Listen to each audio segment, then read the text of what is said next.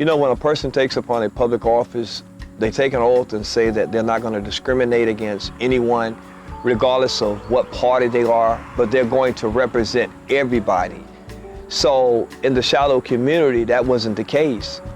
We're a historical black community, and the state came in and they elevated the highways and they turned the pipes, forced the storm waters over here on our community over here, and then they put a main gas line right next to a house, 8 feet behind a house where bedrooms are, and and just left us here and just said deal with it.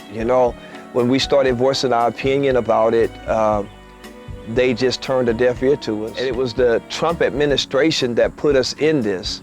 And we've been dealing with it since 2018, and everything is sinking. Homes are sinking. Septic tanks are being overpowered by the forced storm waters. People are dealing with PTSD. They're dealing with all type of emotions, mental stress. It has been a long journey, 6 years and 4 months.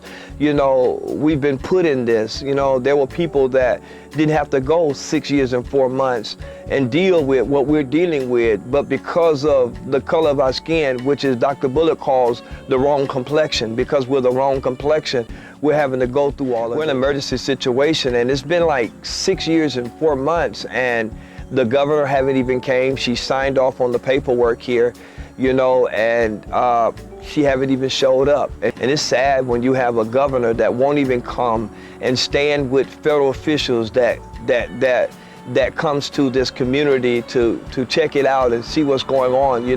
The state put us in it, but they left us, which is neglect, left us in this situation. But, the Biden and the Harris administration came to our aid, to help with what's going on. And right now they're helping us with an emergency situation, trying to get us up out of the situation that we're in right now, that we're faced with. Every day is getting worse and worse. But the Biden and the Harris administration, they came to our rescue. Secretary Pete Buttigieg came out, and he walked the grounds not only by himself, but he brought his assistant, he brought his staff, he brought the administrator of FHWA, and they were able to walk the grounds and see what is going on in the historical black Shiloh community. Because we have been injustice anywhere is a threat to justice everywhere, and I say that all the time. And so we have been dealt injustice in the black Shiloh community, historical community here in Elba. And so we're grateful for the Biden and the Harris administration, stepping up and coming to our aid and doing what they can do to help this community before we go under. And so we're, and it's sad, and things are getting worse and worse every day.